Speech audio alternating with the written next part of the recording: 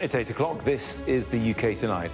Coming up, fresh calls for Sir Keir Starmer to resign over the Peter Mandelson affair. The PM's been accused of misleading MPs, with reports saying Mandelson failed the vetting process before his appointment as US ambassador, but the Foreign Office overruled that decision. Well, the government said tonight the PM wasn't aware that Mandelson had failed the checks or that the Foreign Office had stepped in. And Sky News understands he will come to the House of Commons on Monday to make a statement to try to correct the record. Also tonight, a ceasefire between Israel and Lebanon set to begin in 2 hours' time. President Trump announced the 10-day pause in fighting and says the country's leaders will meet at the White House for the first talks of their kind since 1983. Plus, fresh warnings about jet fuel, claims that Europe has a 6-week supply remaining, and soaring prices are costing airlines millions. We'll find out what it means for you and your summer holiday. And the government launches a review of deaths among care leavers following a Sky News investigation. All that to come and more here on the UK Tonight.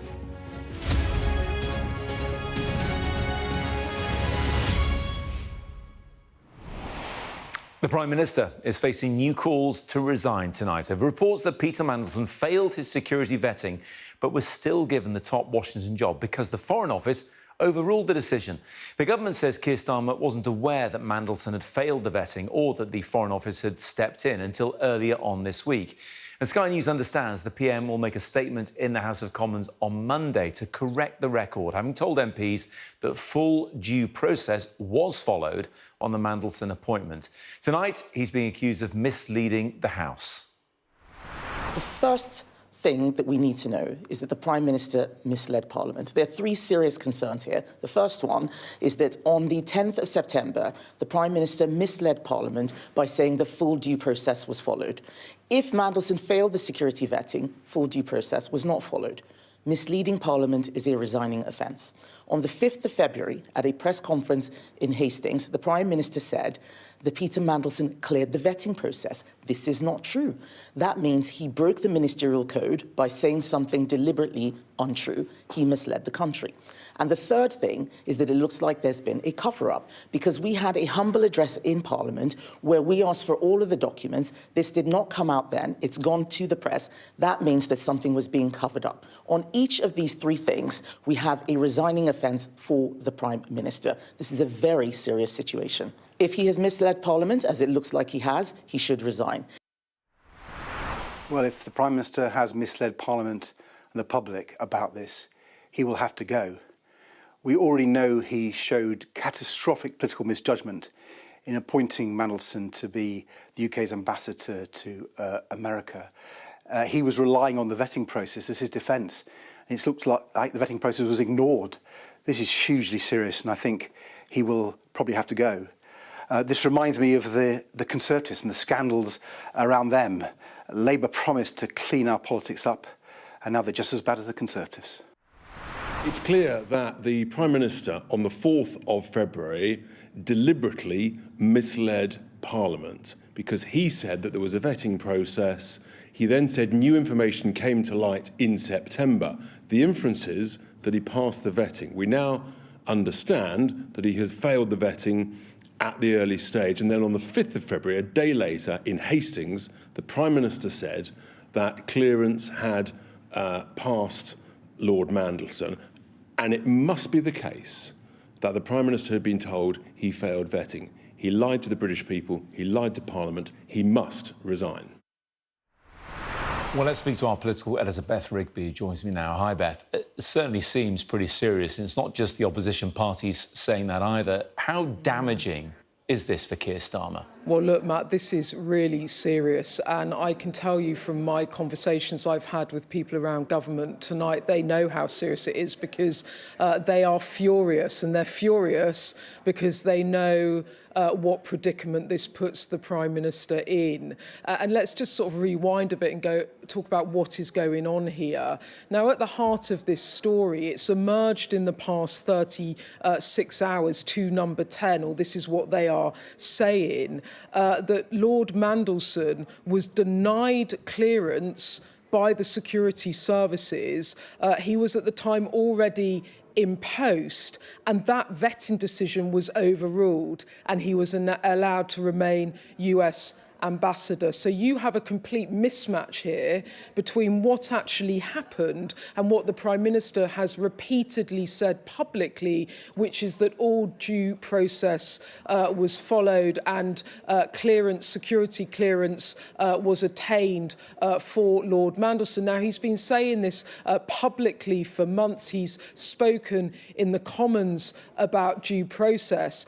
And now it turns out that that is not what happened at all. And so you've got the pushback from Number 10 tonight saying the Prime Minister was not aware of this. As far as they know, his advisers were not aware of this. And I think we've got a statement, actually, from the government tonight. And it says neither the Prime Minister nor any government minister was aware that Peter Mandelson was granted developed vetting against advice of UK security vetting until earlier this week.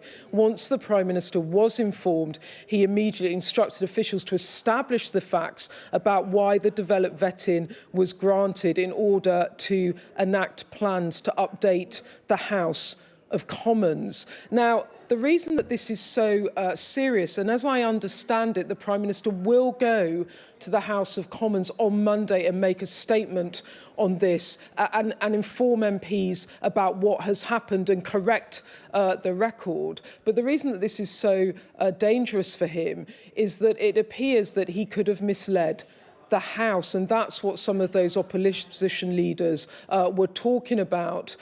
Did he mislead the House when he made statements about Mandelson on the record in the Houses of Parliament that turned out to be incorrect? I think we have a grab or a statement from him from September from the Commons. I think we can play that to you. Mr. Speaker, as she and the House would expect, full due process was followed during this appointment, as it is with all ambassadors. Mr. Speaker, as I say, full due process was gone through in relation to this appointment. As would be expected, a full due process was gone through when the appointment was made. OK, so the Prime Minister saying there that due process was followed. Now there's questions about that due process and what did the Prime Minister know when. Now, the defence from Number 10 tonight seems to be that the Prime Minister was simply not aware that Lord Mandelson had not passed security vetting, the implication being, of course, that had the Prime Minister been aware of this, he would have perhaps not appointed Mandelson, or rather not allowed him to continue in post. Critical to all of this is whether or not he knowingly misled the House. And I think the argument that will come from the Number 10 team will be that the Prime Minister might have mistakenly misled the House, but he didn't knowingly mislead the House. And that could be the wriggle room that he gets to defend himself on Monday. But I don't need to tell you about the political fallout of this for the Prime Minister. And lots of his MPs and colleagues will be scratching their heads tonight saying, how does he not follow these processes, and does he know what's going on in his government? And I can tell you tonight, people in Number 10 are absolutely furious over all of this. Oh, look, with that in mind, Beth, whether he knew or not, it sounds like someone may have to carry the can for this if they're still in Downing Street, of course. Other people have left. Could it be him?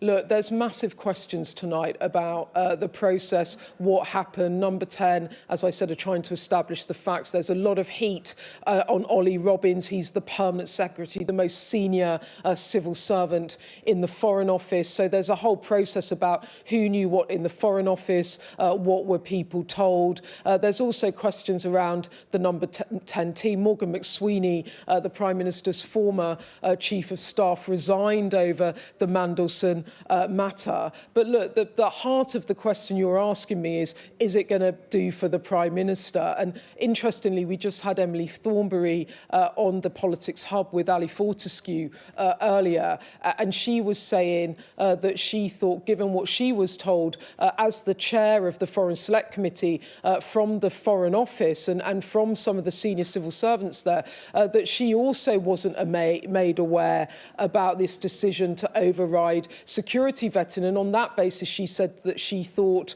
the Prime Minister would be OK. But this isn't just about the letter of the law. This is about his political judgment. This is about who he puts around him.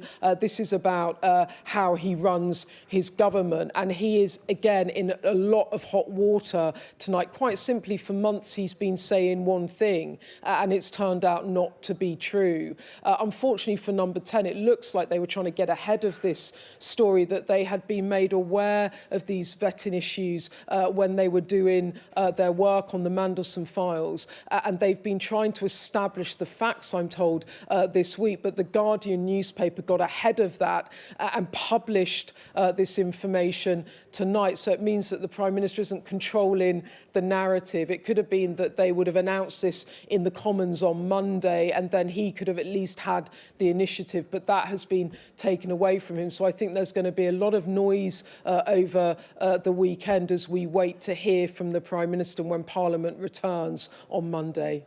Absolutely, Beth. Thank you very much indeed. And we'll, of course, keep you updated on that throughout the evening. Well, this all stems, of course, from Peter Mandelson being mentioned in the Epstein files when they were released. And a survivor of Jeffrey Epstein's abuse has been in Westminster today, calling for a public inquiry into child trafficking network here in the UK. She's called Lisa Phillips and made a direct appeal to the Prime Minister and to the King, and she spoke to Sky's Ali Fortescue. My survivor sisters and I at Capitol Hill, we've been fighting for the Transparency Act and to have accountability and awareness of what's going on. And maybe a little bit more than half of the files have been released, and we don't have a full understanding of what's going on. But what I've learned is there's a lot of UK survivors. And I just feel like it was the right thing to do with our powerful quests that we had at Capitol Hill in the United States, to find out and support survivars of Ghislaine Maxwell and Jeffrey Epstein in the UK. And so I came here today with some allies, Ivana Bacik from Ireland, who's been a big supporter of myself and the survivors, and my team at SPY, the Sexual Predator Accountability Institute. Our team met with some MPs today, and we had a really good meeting. It was productive, and they were helping to give advice and guidance of what our next steps should be here in the UK to push a public inquiry. And that was initially my stance today, was to call to the King and the Prime Minister, about if they're going to support a public inquiry. Do you think the Prime Minister's listening to you? Well, I learned today in the meeting that he has the power to have a public inquiry like that, if he wanted to do so. But I also learned that it's a long process, and the advice that the MPs gave me, that gave us, was to reach out to survivors of Jeffrey Epstein and Ghislaine Maxwell, to talk to the victims that are out there. That was Lisa Phillips speaking to Ali Fortescue a little bit earlier on. Next, to developing news this evening in the Middle East, where Lebanon and Israel have agreed to a ceasefire starting at 10 o'clock tonight UK time. Donald Trump also announced news of the ceasefire on social media earlier. We heard from him in the last hour. Actually, it's very exciting because it's 48 years. We're going to be meeting with Bibi Netanyahu, as you know, and the president of Lebanon. And I had a great talk with both of them today. They're going to be having a ceasefire, and that'll include Hezbollah. And I think it could be number 10 for me. Mr. President, do you have any news regarding peace in Ukraine? Do you have any news regarding peace in Ukraine? Ukraine is moving along. I wish they could get along, frankly. A lot of people are dying in Ukraine. We'll see what happens. There's things happening there. We're focused so much right now in Iran, seeing if we can get that completed. And I think we're going to. And I think if you look, the stock market is good. The oil prices are coming down, and it's looking very good that we're going to make a deal with Iran, and it's going to be a good deal. It's going to be a deal with no nuclear weapons. When is the next in-person round of negotiations on the war in Iran? When will that take place? They're all important. I mean, it's not a question of around. All of them are important. When will the next in-person Probably, maybe over the weekend. Mr. President, will you send the Vice President? Mr. President, will you send the Vice Just so you President? understand, the blockade has been incredible. It's held. They're not doing any business. They're unable to do any business because of the blockade. And so the combination of having no Navy, having no Air Force, having no anti-aircraft equipment, they have nothing. Everything is gone, including their leaders. Now they have a new set of leaders, and we find them very reasonable. And Mr. President, on the 20-year minimum to stop enriching uranium, would you? Well, we haven't agreed to any. We haven't agreed to any. To you, sir, if that's the final sticking point. What we have is we have a statement, very powerful statement, that they will not have beyond 20 years. That they will not have nuclear weapons. That's beyond. There's no 20-year limit. Before you General, anyone interested, can you please give us more information on it? They'll go against the weaponization. I think that Todd Blanche is doing a very good job, from what I'm seeing. All I can say thus far, I think Todd Blanche is doing a very good job. If there's no deal, would you be willing to extend the ceasefire, or will the fighting resume, Mr. President? I would say the fighting. If there's no deal, fighting resume. Okay. And then on gas prices, how much longer will Americans continue to see these high gas prices? Well, they're not very high. If you look at what they were supposed to be in order to get rid of a nuclear weapon, with the danger that entails. So the gas prices have come down very much over the last 3-4 days. I know, you know, and that's what ABC says. But the fact is that if you look at the stock markets up, everything's doing really well. And the big thing we have to do is we have to make sure that Iran does not have a nuclear weapon, because if they do, you want to talk about problems, you'd have problems. So very important is that Iran does not have a nuclear weapon, and they've agreed to that. Iran's agreed to that, and they've agreed to it very powerfully. They've agreed to give us back the nuclear dust that's way underground because of the attack we made with the B-2 bomber. So we have a lot of agreement with Iran, and I think something's going to happen very positive. Very complicated subject. It's. I don't think we're waiting. I think we're moving very fast. It could happen pretty quickly. Say it. How long you could sustain the blockade on the Strait of Hormuz? The what? How long you could keep the blockade on the Strait of Hormuz? We're doing very well with the blockade. It's very routine for us. The Navy is incredible. And I think the blockade is doing very well. It's no ship is even thinking about entering. No ship is going past our Navy. Why are you fighting with the Pope? And are you worried it's upsetting your No, I don't. I have to do what's right. The Pope has to understand that. Very simple. I have nothing against the Pope. His brother's MAGA all the way. I like his brother, Louis. I'm not fighting with him. The Pope made a statement. He says Iran can have a nuclear weapon. I say Iran cannot have a nuclear weapon. And if the Pope looked at the 42,000 people that were killed over the last 2 or 3 months as a protester with no weapons, no nothing, I mean, you take a look at that. So I can disagree with the Pope. I have a right to disagree. I have a right to disagree with the Pope. What do you say to people who see that, who see your criticism of the... Look, nothing. I have no disagreement with the fact the Pope can say what he wants, and I want him to say what he wants, but I can disagree. I think that Iran cannot have a nuclear weapon. If they do, the whole world would be at jeopardy. The Middle East will be blown up, and the whole world will be at jeopardy. We're very close to making a deal. That'll be a great thing. The Pope has to understand, Iran has killed more than 42,000 people over the last few months. Think of it, protesters without guns, without anything. They were totally unarmed protesters. The Pope has to understand that. This is the real world. It's a nasty world. Covered a lot of ground there, didn't he, which is part of the course for Donald Trump. Let's bring in our Middle East correspondent, Adam Parsons, who's in Jerusalem, and our US correspondent, David Blevins, is at the White House. Adam, first, this ceasefire comes in less than 2 hours' time now. So what does it practically mean for the region, do you think? I think on the first point, it's symbolically very, very important. I mean, this is a step towards a broader negotiation about what could be a significant peace deal, because it could involve Iran, Israel, the United States, Lebanon and Hezbollah. and the number of sort of thorns in sides involving those various parties is enormous. So the ceasefire starts at midnight here in Jerusalem.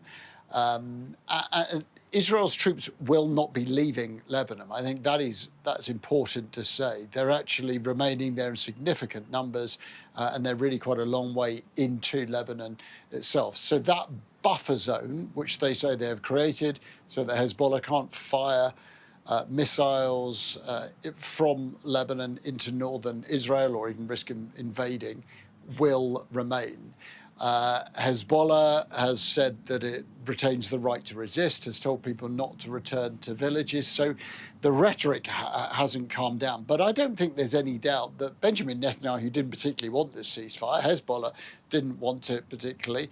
But Iran has told Hezbollah, you've got to do it. And Donald Trump has told Netanyahu, you've got to do it. That's what is driving this ceasefire. But I think the Israelis will now grasp this opportunity and say, right, well, on that basis, here are our demands, which is that, number one, Hezbollah disarms. Interestingly, Benjamin Netanyahu said tonight disarms. He hasn't said disbands. He hasn't said Hezbollah has to be sort of completely expunged from the earth. He said they have to be disarmed. Now, who's funding Hezbollah? Iran. So when these talks resume between the United States and the Iranians, I think Israel's demand will be, you've got to talk about Hezbollah. You've got to talk about Hamas, you've got to talk about the Houthis, and this funding of proxy groups has to be part of the equation.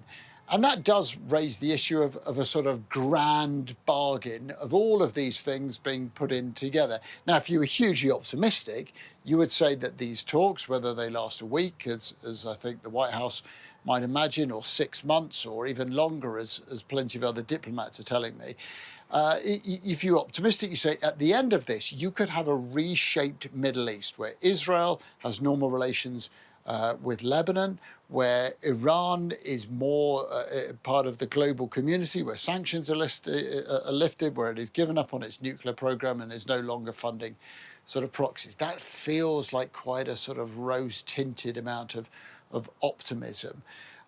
But that, I suppose, as ever, is part of what drives Mr. Trump's bluster, is this sort of belief that he can just simply drive his way through various hurdles. The problem in this region, and it is one that perhaps his critics would say he always underestimates, is that these are not problems that have sprung up in the past month, the past year, the past decade. These are enriched in many, many decades, sometimes centuries, sometimes here in Jerusalem, millennia of challenge, of conflict, and they are not solved easily. And in the whole region, there is probably no more entrenched, complicated conflict than the one involving Israel, Lebanon, and Hezbollah. So I think it would be hugely optimistic to think it can be solved quickly. But a ceasefire has to be a good first step. But still, David, Donald Trump says this is the 10th war he's ended, although, you know, arguably he started this latest conflict alongside Israel as well. In fact, he said lots of things. They're going to get the nuclear dust and that kind of stuff, but also possible talks at the White House. Yes, I think it's important to say that we have a ceasefire announcement on Truth Social. We've yet to see how that plays out in reality. But whether Hezbollah adheres to that ceasefire or not, this is a really big deal for President Trump. He can claim a foreign policy win when he really needs one. He can frame himself as the peacemaker. That's why he is describing this as the 10th war he's ended. And there is even some political capital for him here at home in this, because he can say it shows he's got significant influence across that Middle East region, and therefore his policy of peace through strength, as he often describes it, is actually working. Of course, his UK and European allies fear he is delivering peace off the back of wars he's often been involved in waging. And that's why, just a short time ago, before President Trump departed for Las Vegas, I asked him how he thought this ceasefire would be perceived on the other side of the Atlantic. What message do you think the ceasefire in Lebanon sends to the UK and other European allies who chose not to get involved in the war? Well, you know, We spend trillions and trillions of dollars on NATO. And when I asked them to get involved on a much smaller situation, which is Hormuz and Iran, they weren't there for us. Remember what I said. They weren't there. None of them. They weren't there.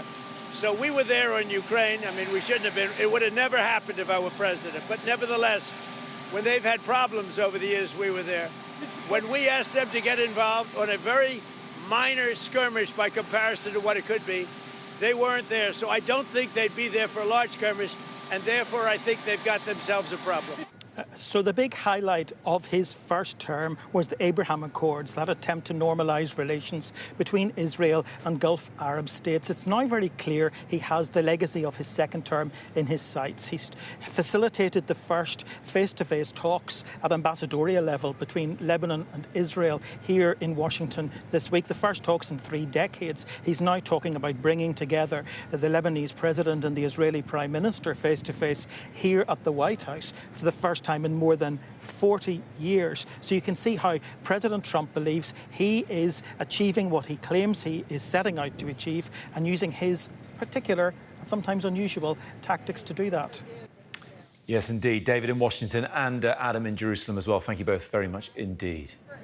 Still to come here on the UK tonight. The Chancellor says the government is working to ramp up oil and gas production, something Donald Trump may be pleased to hear. We'll have the latest from their interview with our economics and data editor, Ed Conway.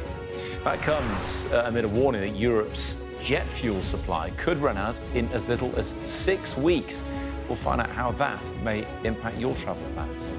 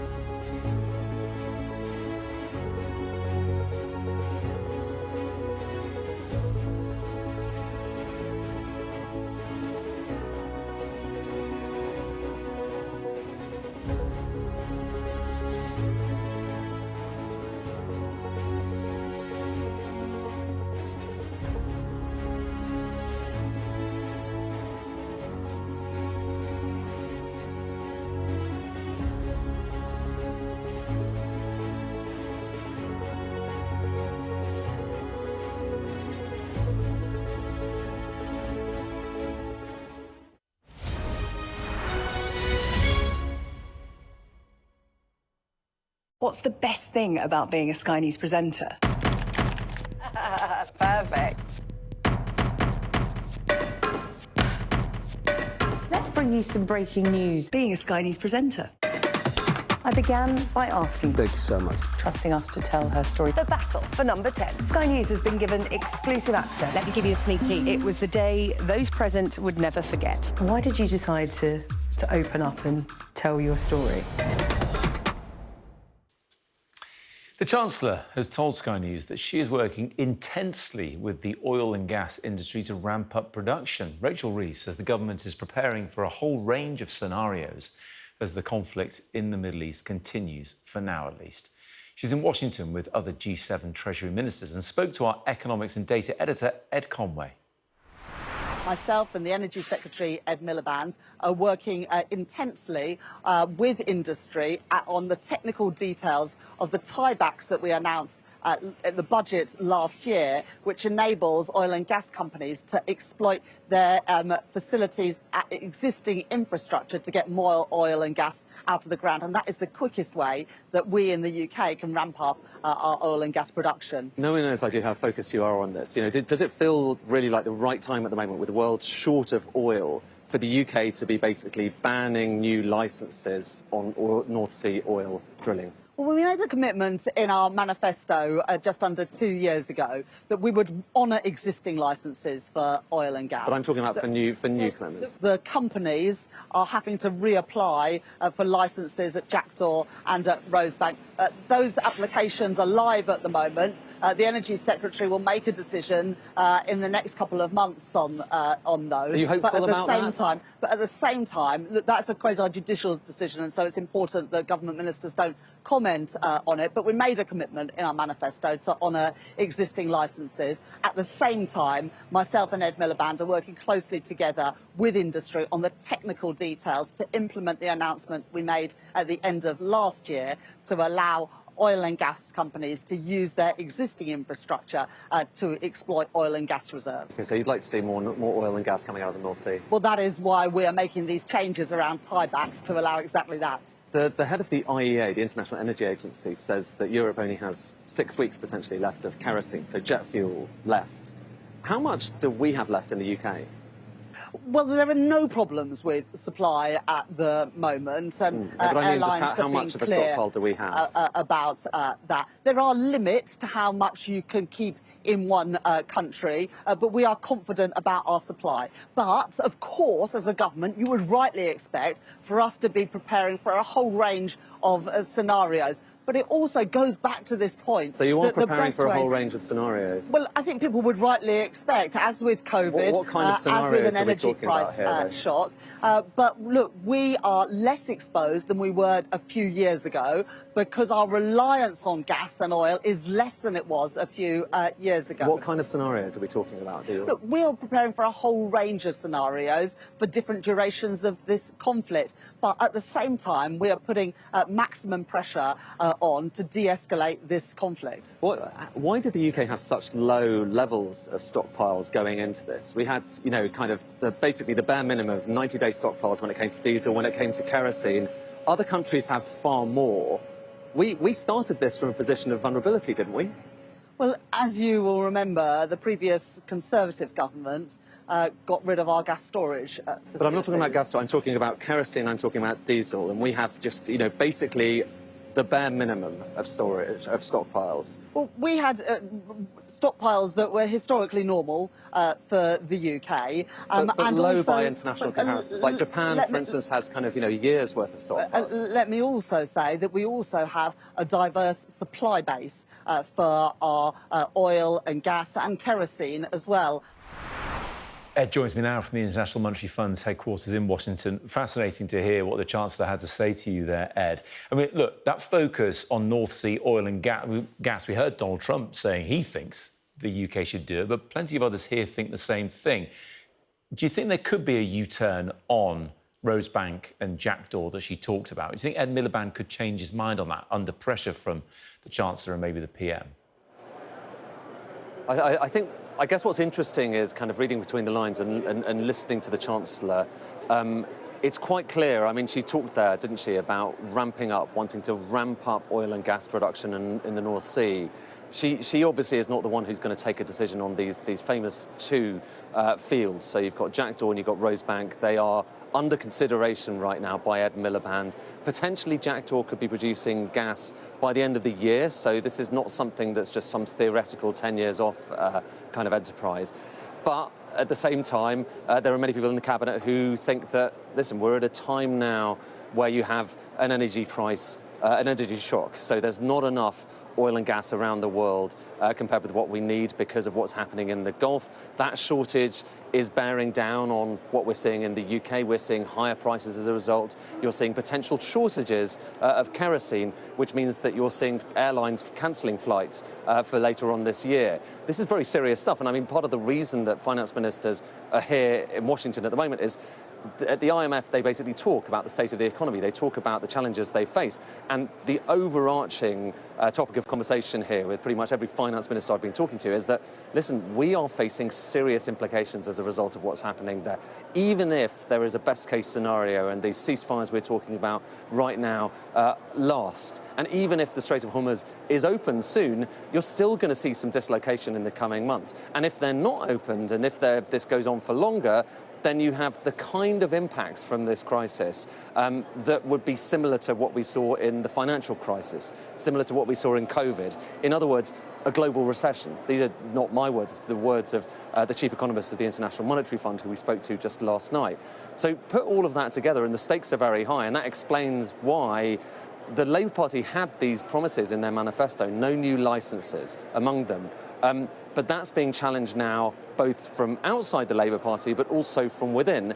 And there is this active conversation about, can we get more oil out of the North Sea? Worth just saying, though, however much we will be able to get out in the short term, we will still be an energy importer. We will still be vulnerable to higher prices because ultimately we get a lot of our oil and our gas and our kerosene from overseas. But even so, it's interesting to see how things are shifting. And so many people here are concerned about higher prices and what that does to people around the country and around the world, that they think, you know, maybe we need to be having these conversations that might have seemed quite controversial not that long ago. Ed at the IMF, thank you very much indeed. Well, as we've been hearing, the World Energy Watchdog is warning that Europe only has 6 weeks of jet fuel remaining because of the conflict in the Middle East. It comes after EasyJet said soaring prices had cost it £25 million, and Dutch carrier KLM cancelled 160 flights in the coming weeks. Joining me now to talk about this is Brian Terry from the Alton Aviation Consultancy. He's the former Director of Industry Fuel Services at the International Air Transport Association. So you know what you're talking about, Brian. The big question a lot of people will be having right now as the sun starts to shine is, how is this going to affect my summer holidays? Well, first, thank you for having me, Matt. Pleasure to be with you. As of now, I think people have a right to be concerned, but I wouldn't be overly concerned.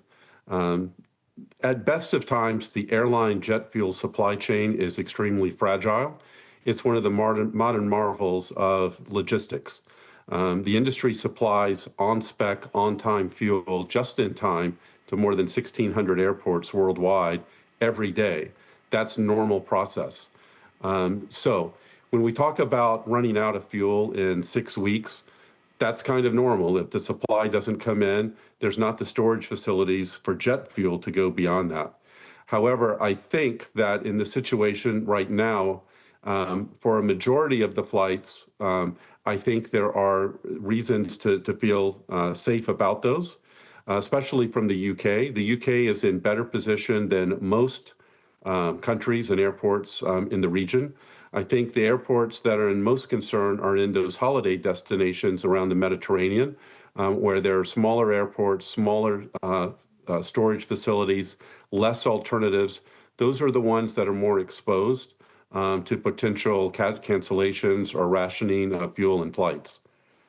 So that's the question, Brian. We might be well stocked here, comparatively speaking, but it's the flight back from that Greek island or that remote part of Europe for your summer holiday that could be in trouble. That's exactly right. That's where the pause comes from. It's certainly something that we can't dismiss, and I think the industry is already planning for those contingencies and making alternative arrangements, whether that is rationing flights, canceling flights, and making alternative arrangements well in advance. However, I think as of right now, we're hearing cancellations. You mentioned the ones announced by KLM. SAS has made announcements. I think those will come, but I think those airlines are taking those on a proactive basis to minimize the disruptions and impacts to passengers.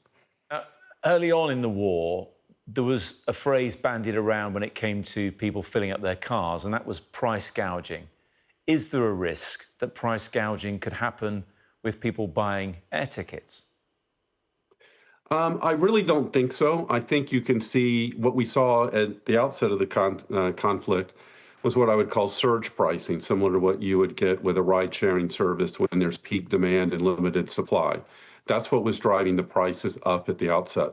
We've seen those moderate since then. They are still elevated compared to this time last year, but that's due to the airlines trying to recapture the added price of fuel.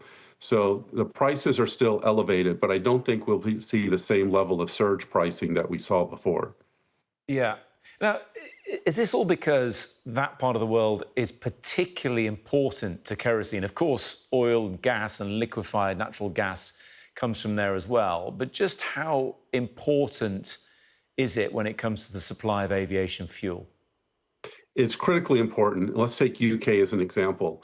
Approximately 40% of UK's jet fuel supply comes from either Kuwait or Saudi Arabia, and it comes in multiple forms, but a lot more of that fuel is now actually refined in the Gulf and received in the UK in a refined state.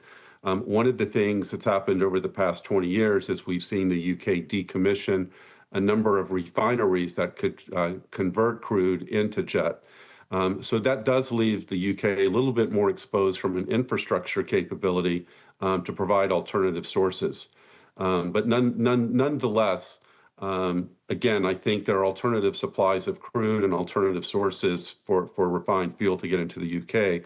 As you mentioned, the bigger concern is on those outstations where there's more vulnerability. Yeah.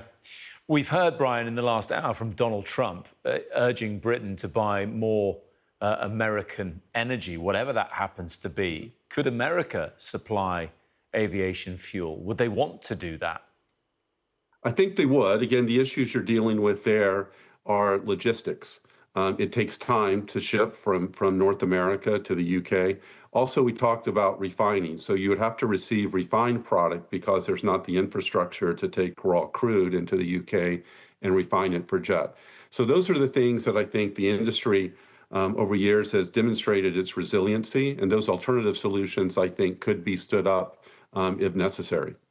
Listen, Brian, I know we're talking about this from a sort of geopolitical perspective, an industry one, but I'm going to put a consumer hat on right now. If I was booking my summer holiday for me and the kids and thinking of going to a part of Europe, would you just go ahead and book it right now? Would you wait? Would you worry that the price might go up in the meantime? Asking for a friend, of course. Sure. If I really wanted to make that trip, I would. I would also spend a little bit more money. I would buy myself some flexibility.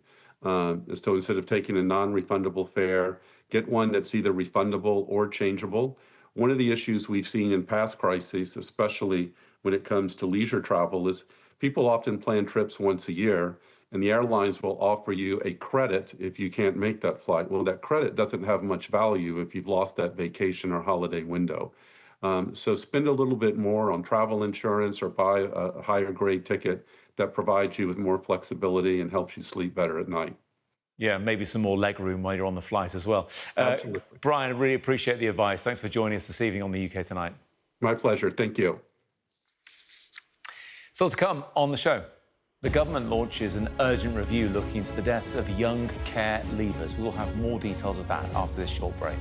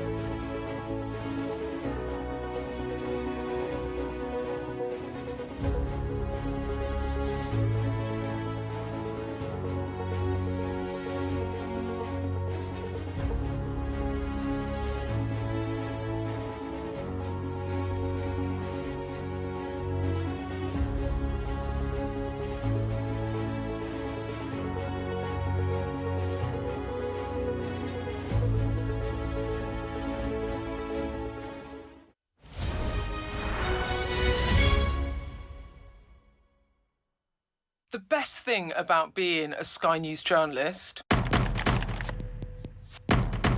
Hi, darling. Beth Rigby, Sky News.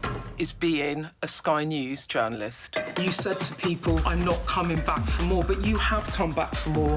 Well, let's kick off and make a statement. What can our Prime Minister say to you to not impose tariffs? He's coming out! What more do you need? 2 care leavers aged between 18 and 24 die every single week in England. That's according to new data obtained by Sky News, which shows there were 106 deaths in the year to March. The government's now launching an urgent review into the issue, prompted in part by a Sky News documentary that looks at the death of care leaver Nonita Grabowskaite. Here's our People in Politics correspondent Nick Martin, and a warning that Nick's piece now does contain references to suicide. Oh my days. Yeah, this is it. That's the window of my flat. That window right there. Right. Is it odd being back here? Or? Totally. Yeah. It's surreal. I bet. Journalist Ashley John Baptiste grew up in care, and he's taken me back to the moment he left the system, and the system left him. I remember just laying out a mattress in the living room. Foster mum left me, and I was completely alone.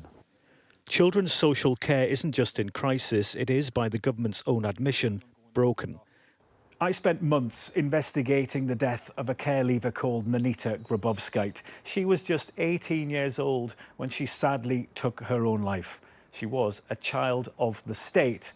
But Nonita is not alone. 2 care leavers each week, aged between 16 and 24, die in England. And that's prompted the government to launch a review into why so many care leavers are dying young. Now Ashley John Baptiste will lead this review. Nonita's story is tragic. It staggers me. It staggers me that we're in a position where so many people like me are dying. And you know, you've done incredible work in telling Nonita's story, but society's not aware. Josh McAllister is the minister in charge of the care system. There should be widespread public moral outrage at what's happening for a lot of our care leavers. They've grown up in the care of the state. Very often they leave the care system isolated, alone, living in flats by themselves. And Nonita's story, really tragic story, it tells a lot of people about stuff that's happening in the care system, and we need more of those stories to be told. In England, children in care leave the system at 18. Campaigners say they need proper legal protections. What is required beyond this review is a real openness by ministers to the possibility that much more is needed than a 2-month piece of research. Preventing the early premature deaths of care leavers requires really comprehensive reform. The government say it will be spending £100 million to help prevent care leaver deaths. It is a hidden death toll in the shadows of a failing system. Nick Martin, Sky News. Well, if that story affects you in any way, you can contact the Samaritans. Their number, 116123. Their email is joe@samaritans.org. Next, the PM has told social media bosses that the harms children face on social media cannot continue. During a meeting with tech bosses at Downing Street today, Keir Starmer said restricting access to services is preferable to a world where harm is the price of participation. Our correspondent Molly Malone has been following the story for us. This was a meeting hosting representatives from some of the biggest names across the social media and technology world. So we saw leaders from Meta, which owns Facebook, Instagram and WhatsApp, and from TikTok and from YouTube and from Google as well. All of them called in to Downing Street to answer questions from the Prime Minister, Sir Keir Starmer, and from the Technology Secretary, Liz Kendall, about the actions and measures that they're taking to keep children safe online. And this is an issue, really, which sees the government under a considerable amount of pressure politically, but also, of course, from parents who are worried and concerned, no doubt, every day, seeing the types of harms that children can be exposed to online. And this meeting comes amidst the backdrop, the context of an ongoing and very live discussion about whether the UK should potentially follow in the steps of Australia with a social media ban for teenagers for under 16s. And it was a move actually rejected for the second time by MPs in a vote yesterday evening. And from the government's perspective, well, they say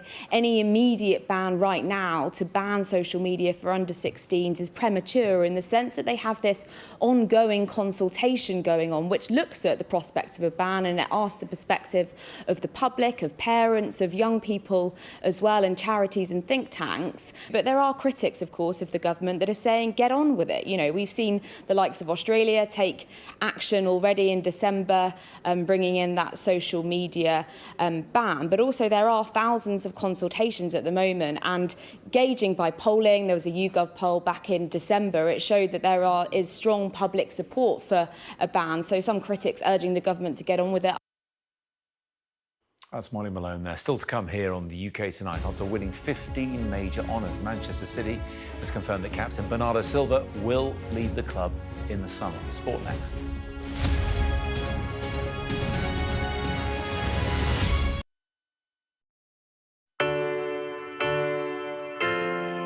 I'm Mark Stone and I'm Sky's correspondent based here in Washington, D.C. We'd been warned that we would meet people in the lowest moment of their lives.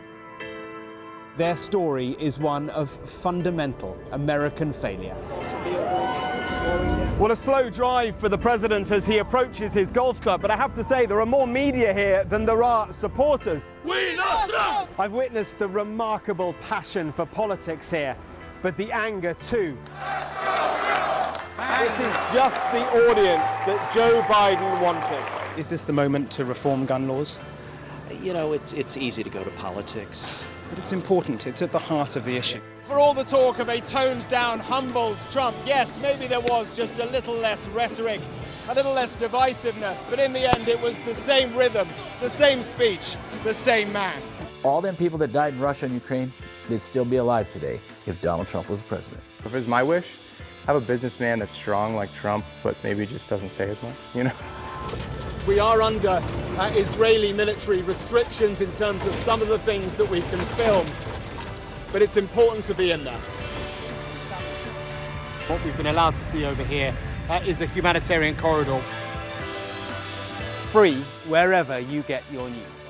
A young American medical student is making remarkable things happen. I've seen a lot of difficult things, and honestly, it breaks my heart. These children don't deserve that. I don't think there's a single Arab I know who isn't seriously disturbed by what's going on. And so they gathered for this wonder of nature. I'm very excited right now. This is an extraordinary moment beyond anything I could have expected. Sky News, get the full story first. I bet right now you often find yourself asking why. Why was a certain decision taken? Why did something happen? Why did they say or do that? I'm Neil Patterson, and it's my job as a journalist to find out why. Just explain why. It's a difficult one. Well, I mean, it's massive. It's a very, very severe situation. So if you want to make sense of this complicated world, Sky News' new podcast, This Is Why, is your daily fix. One story every day, and we can find out why together. Listen and follow wherever you get your podcasts.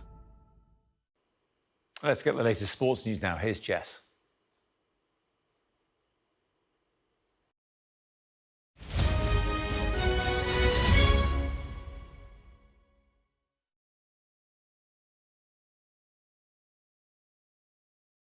John will, talks about it as the best medical he ever failed. It seems strange you get so far down the line and a player of his calibre, the possibility of signing him, it would have been a massive threat had he signed for Rangers, but thankfully he didn't. It's very, very seldom you see a player in the building walking around at a club and the deal isn't done, but historically Rangers have been stung a couple of times signing players who had glitches, you might say, in America. Famously Daniel Prodan was one a number of years earlier, but there had been others as well, and I think they'd reached the stage where they weren't going to take any more risk. And then I failed a medical at Charlton.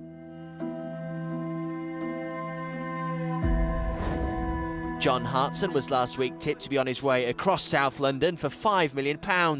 But for the time being, that seems a dead deal. Been a lot of speculation, and if there was any chance, it would have been done. Spent the day with Alan Kirbishley, walking around the valley and being in the training ground. And I was training every day. I was scoring goals every weekend. And I'm thinking to myself, you know, I can't pass a medical because of this knee. I'm not bitter, no, not at all. I'm not a bitter person, you know, I just get on with life. I've got no problems with my knee or nothing, you know, I'm lashing balls in and everything else. And it does get a bit, you know, frustrating at times. You know, people keep going on about medicals and that, so that does unsettle me a little bit. I shouldn't think you want to see another one again, do you? No, I don't want to do any more medicals, to be honest. So I'm starting to question myself. I think my previous managers were saying, John's fine. He's doing everything asked of him on the training ground. He's playing every week. He's scoring goals. But for some reason, I just couldn't pass this medical. And it was very, very frustrating. It was quite worrying, actually. I'm starting to think, well, where do I go?